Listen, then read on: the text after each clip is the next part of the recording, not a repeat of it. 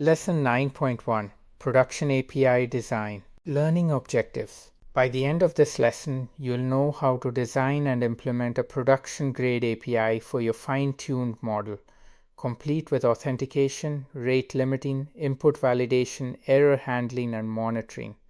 That proof of concept you built in the earlier modules, this is where it becomes something you could actually ship. Plan for about 60 minutes. This is advanced material, so make sure you've completed Module 7 before continuing. Production API requirements. Before writing a single line of code, it's worth being precise about what production ready actually means for an ML API.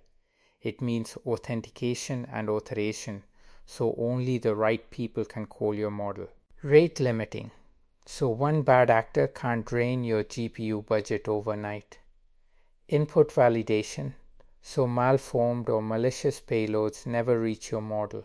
Graceful error handling, so a bad request returns a useful message instead of a stack trace. Structured logging for a complete audit trail.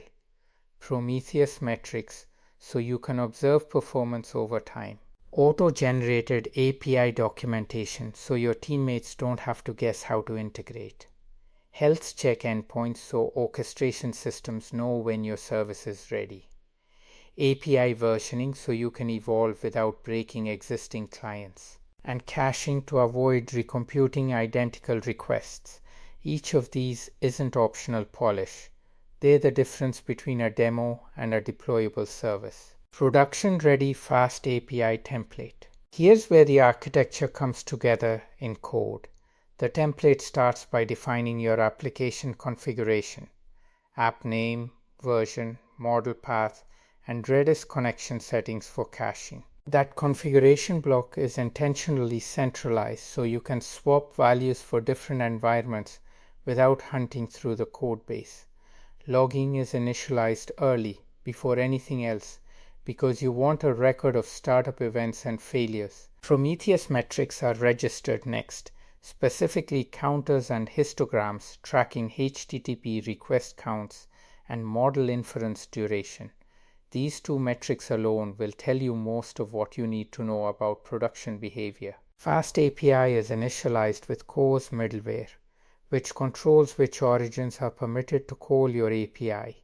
Critical if a web front-end will be consuming it. The rate limiter is attached as middleware too, enforcing per user request quotas before a request ever touches your model. Model loading happens at startup via Fast API's lifespan event, not lazily on first request. That distinction matters. You want your service to fail fast at boot if the model path is wrong, rather than surfacing that error to the first real user. The health and readiness endpoints. Health and ready are lightweight by design. Health confirms the process is alive. Readiness confirms the model is loaded and the service can actually handle inference. Kubernetes and similar orchestrators treat these differently, and so should you. The requirements file pins every dependency to an exact version. That's non-negotiable in a production container. Floating versions mean your image behaves differently every time you build it. The file breaks down into logical groups. PyTorch and transformers handle the core inference stack. Unsloth provides the fine-tuning optimizations. Fast API and UVCon serve the API, and Pydantic enforces request and response validation at the boundary. Redis and Slow API cover caching and rate limiting. The Prometheus client exposes metrics that Grafana can scrape. Python Multart handles file upload parsing, and Python JOS covers JEDO-Bilchi authentication. Every package here has a job. Nothing is included speculatively. Building and running. A single successful request tells you the API works. A load test tells you whether it holds up under real conditions. This script simulates concurrent traffic against your inference endpoint using Python's threading module. The key parameters are the API URL, your authorization key, the total request count, and the thread count. Adjust those last two numbers to match the concurrency profile you expect in production. The make request function sends a post request and records two things: whether it succeeded and how long it took. Whole clock latency, not just model inference time. That includes network overhead, validation, and any caching logic. Threading lets multiple requests fly simultaneously, which is exactly the scenario that exposes bottlenecks a sequential test would miss entirely. After all threads complete, the script computes the metrics that actually matter: total successful requests, mean latency, median latency, and the 95th percentile. That P95 number is the one to watch. It tells you what your slowest users experience, not your average user. If P95 is dramatically higher than your median, you have tail latency issues worth investigating before going live. 3 run patterns cover the main scenarios you'll encounter. The first command runs the container interactively with gpuisall, which passes all available GPUs through to the container. On your dual P40 setup, both cards become visible inside the container. The minowait 1000 flag maps the container's internal port to your host, and name ML API gives you a stable handle for subsequent commands.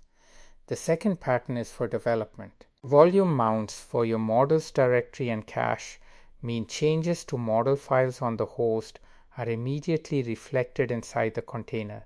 No rebuild required. That's the difference between a 30-second iteration cycle and a 20-minute one. The third pattern is for production. The restart unless stopped policy means the container survives reboots and crashes automatically, only staying down if you explicitly stop it. Once it's running, Docker logs -fml API streams live output. Watch for the UVCon startup message confirming the server bound to port 8000. Docker stats ML API gives you real-time CPU, memory, and GPU memory figures, which is your first diagnostic tool when latency spikes. Docker Compose for local development. The Compose file orchestrates 4 services as a single unit. The ML API service builds from your Docker file, exposes port 8000, and uses CUDA visible devices to control which GPU it claims. On your dual P40 setup, you might pin the API to device 0 and reserve device 1 for batch jobs. The depends on condition with service healthy means the API container won't start until Redis passes its health check. That prevents a class of startup race conditions where your API tries to connect to a cache that isn't ready yet. Redis is configured with append-only persistence, so the cache survives container restarts. Prometheus scrapes metrics on port 9090, and Grafana provides the dashboard on port 3000. The prometheus.yabl config file you mount in tells Prometheus where to find your API's metrics endpoint. Together, these 4 services give you a complete local environment that mirrors production. The same components, the same networking, the same health checks. Docker Compose up nasty starts the entire stack in the background. Watch the output. Each service will print started or healthy as it comes up. If a service shows exit 1 instead, that's your signal to check its logs immediately. Docker Compose logs -fml API follows the live log stream for just the API service. This is where you'll see model loading progress, incoming request traces, and any Python exceptions, far more useful than watching all 4 services scroll past simultaneously. Docker Compose up -d scale ml API = 3 spins up 3 replicas of the API service. This is how you simulate horizontal scaling locally before you hit Kubernetes. Note that you'll need a load balancer in front if you want traffic distributed across all 3. Docker Compose down stops and removes the containers. Add the -v flag and it also removes the named volumes, useful when you want a completely clean state, but be deliberate about it since -v will wipe your Redis data. Optimization techniques. This pattern exploits how Docker's layer cache works. When you copy requirements.txt before you copy your application code, Docker can cache the pip install layer independently. If you change a Python file but don't touch requirements.txt, Docker skips the entire dependency installation on the next build and jumps straight to copying your code. That can turn a 15-minute build into a 30-second one. The moment you reverse the order, copying all your code first, then the requirements, you invalidate the cache on every single code change, and pip reinstalls everything every time. Layer ordering is one of those details that seems minor until you're waiting through the 15th full reinstall of PyTorch in a single afternoon. The multi-stage build is where the real size reduction happens. The builder stage uses the full CUDA development image, NVIDIA/CUDA 12.4 devel, because compiling native Python extensions requires headers, compilers, and build tools that add several gigabytes to the image. You need all of that to build, but you don't need any of it to run. The runtime stage switches to NVIDIA/CUDA 12.4 runtime, which is a fraction of the size. You then copy from builder to pull across only the compiled artifacts, the installed packages, the model code, leaving every build tool behind. The result is a drop from roughly 8 to 10 GB down to 2 to 3 GB. That's not just a storage saving.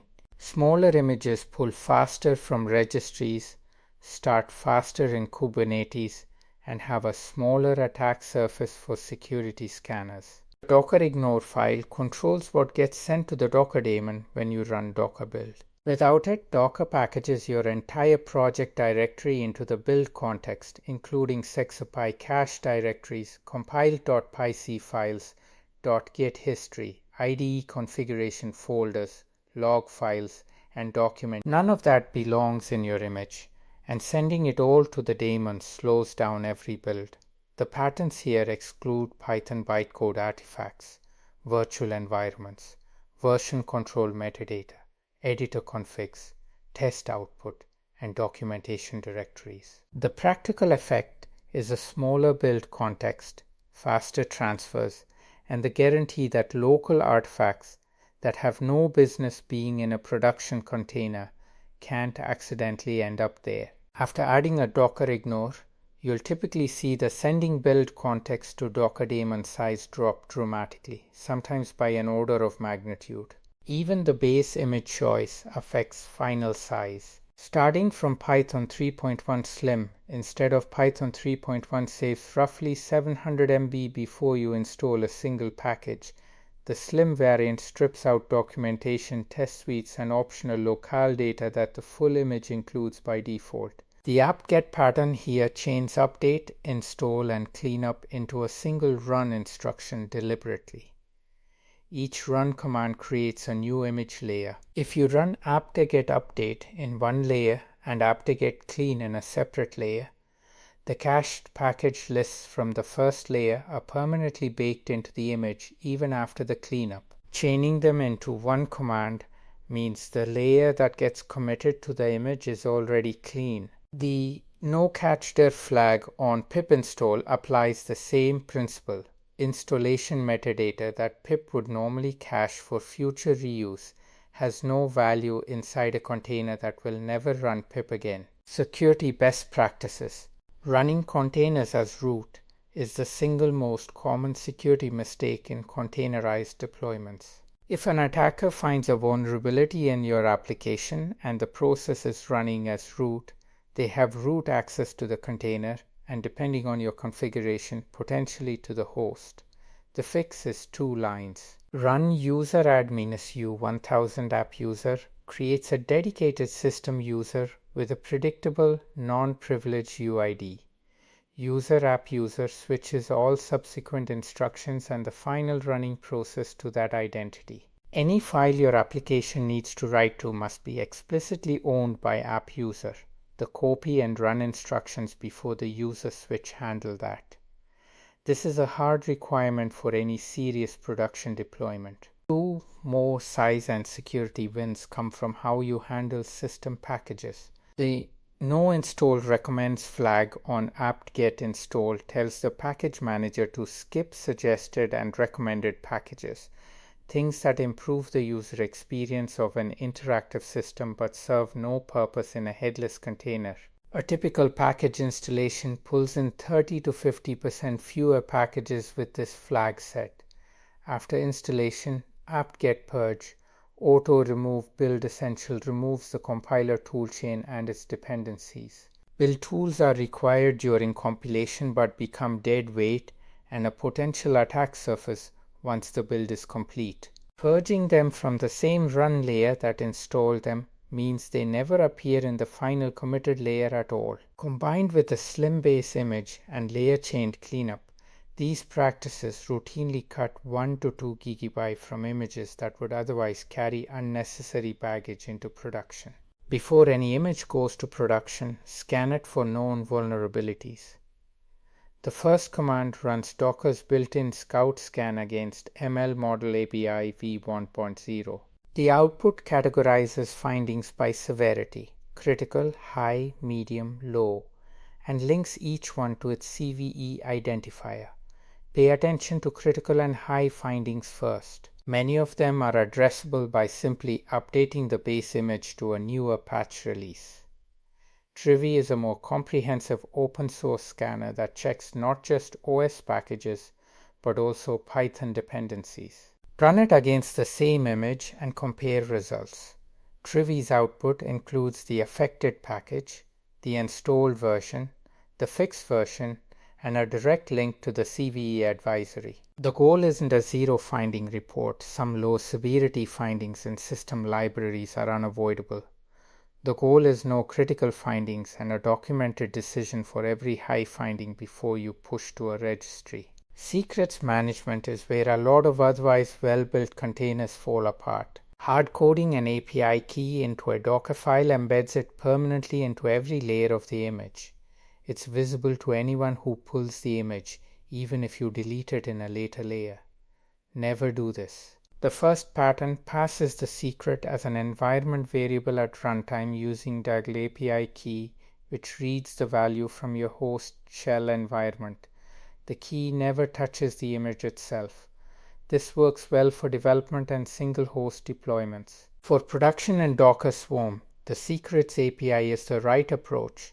The echo command pipes the secret value into Docker secret create, which stores it encrypted in the swarm's Raft log. The service then mounts the secret as a file at run/secrets API key, readable only by the container process. The secret is never exposed as an environment variable, never written to disk and encrypted, and never visible in Docker inspect output. That's the level of rigor production secrets management requires. Image size comparison. Here's how the different build strategies compare in practice. A single stage build using the full CUDA image lands around 12 GB and takes about 15 minutes, fine for initial development, unusable for production. Switching to a slim base image in a single stage build brings that down to roughly 8 GBs. The multi-stage build drops it to around 5 GBs with a slightly longer build time because both stages run. Apply all the optimization techniques from this lesson: layer ordering, no cache dir, purging build tools, Docker ignore, and you land at approximately 3 GBs. That's the target. The 20-minute build time is a one-time cost paid at build time. The size saving pays dividends on every pull, every deployment, and every scaling event after that. Testing containerized model. This test script validates the container end-to-end before you commit to any deployment. The first section is a readiness poll. It sends GET requests to the /health endpoint every 2 seconds for up to 30 seconds. A 200 response means the API has loaded the model and is ready to serve. If you hit the 30-second timeout without a healthy response, the script exits with an error. Check Docker logs ML API at that point. The most common cause is the model still loading from disk, which on large models can take longer than expected. Once the health check passes, The script sends a post to the inference endpoint with an authorization header and a JSON payload containing your prompt. A successful response prints the generated text and the round-trip latency in milliseconds. That latency figure is your baseline. Run this test several times and average the results to establish a performance benchmark before you push the image anywhere. If inference fails, the error message includes the status code and raw response body, which gives you enough context to diagnose whether the issue is authentication, payload formatting, or a model error. Containerization checklist. Here's what a production-ready containerized ML deployment looks like when everything is in place. Multi-stage builds keeping the image under 3 GB. An NVIDIA CUDA base image for GPU pass-through. A non-root user running the application process. Health checks wired up for orchestrator readiness probes. A Docker ignore keeping the build context clean. Dependencies copied before application code for cache efficiency. Vulnerability scans passing with no critical findings. Immutable version tags on every image pushed to a registry. Secrets passed at runtime rather than baked into the image.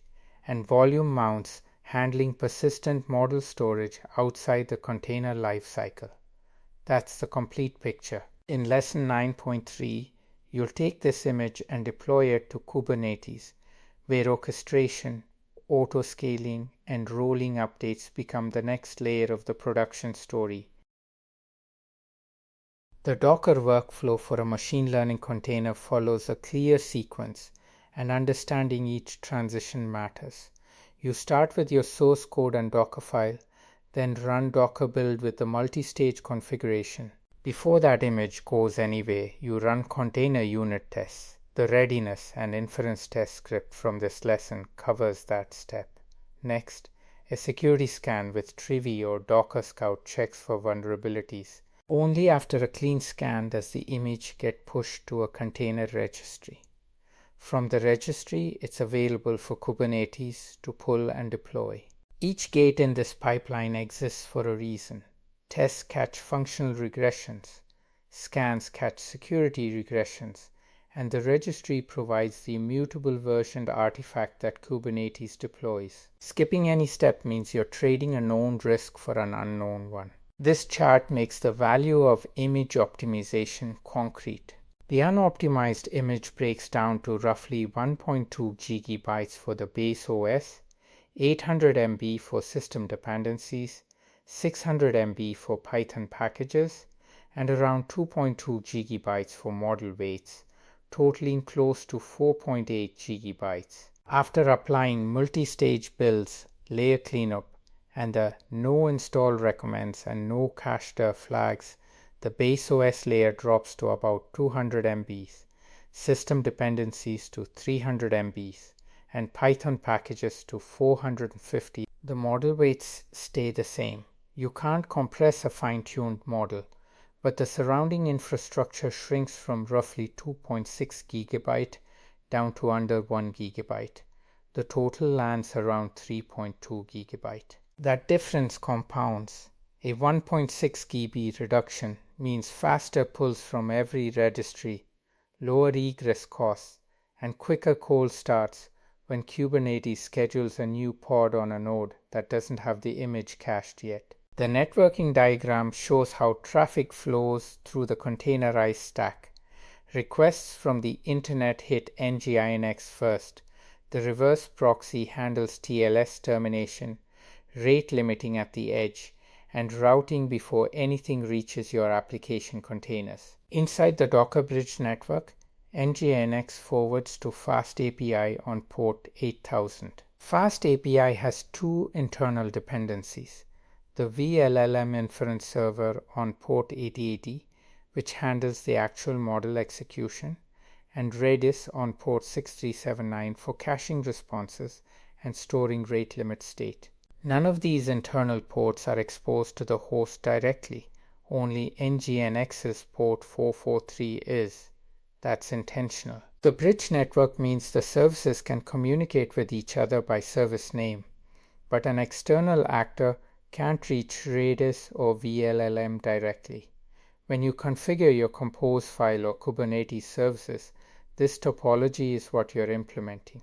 Most production workflows involve at least 2 container registries with different policies. The GitHub container registry stores CI built images tagged with both the Git SHA for exact traceability and a semantic version for human readable reference. Images here are retained for 90 days, after which they are pruned automatically.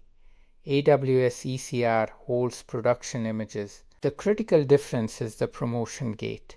Images are scanned before they are tagged as production ready, and production tags are immutable. Once v1.2 points to a specific image digest, nothing can overwrite it. That immutability is what makes rollbacks reliable. The local development registry at localhost 5000 is for fast iteration, no scan requirement, pruned weekly, and deliberately not trusted for anything beyond a developer's own machine. Understanding which registry an image came from tells you exactly how much trust to extend to it.